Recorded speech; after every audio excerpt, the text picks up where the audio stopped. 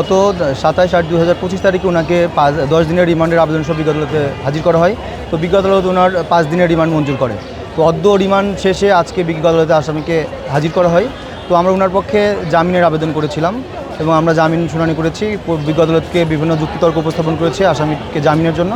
বিজ্ঞ আদালত সন্তুষ্ট হয়ে জামিন আবেদন নামঞ্জুর করেছে। ওনার বিরুদ্ধে যে দুর্নীতির অভিযোগটা আনা হয়েছে সেটা মূলত উনি জয়েন করার 6 মাস আগেই সেই প্রকল্পটার কার্যক্রম উদ্বোধন সহ অনেক কার্যক্রম ভিত্তিপত্র স্থাপন সহ অনেক কিছু সম্পন্ন হয়ে গেছে।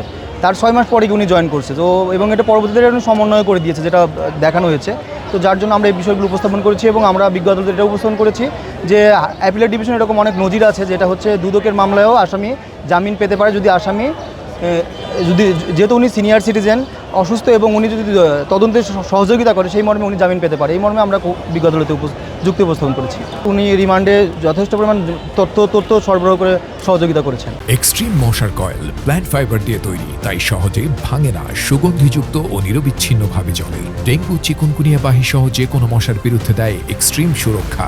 রাষ্ট্রপক্ষের আইনজীবী যখন বক্তব্য দিলেন তার পরবর্তীতে কলিমুদ্দিন সাহেব কিছু কথা আদালতকে বলতে চেয়েছেন, কিন্তু ইতিমধ্যেই অর্ডার যেহেতু আদালতের অনুমতি নিয়েই উনি বলতে চেয়েছেন, কিন্তু বিজ্ঞ আদালত যেহেতু নামঞ্জুর করে দিয়েছেন তখন বিজ্ঞ আদালত কথা শুনতে চাননি, বলেছেন পরবর্তীতে কোনো শুনানিতে উনি তার বক্তব্য শুনবেন।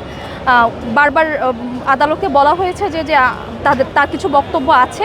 উনি নিজেই আদালতকে বলেছেন আপনার অনুমতি থাকলে আমি কিছু কথা বলতে চাই, আমার পক্ষে আমি কিছু যুক্তি উপস্থাপন করতে চাই, কিন্তু সেক্ষেত্রে তাকে ওই যুক্তি উপস্থাপনের জায়গাটা আদালত করে দেয়।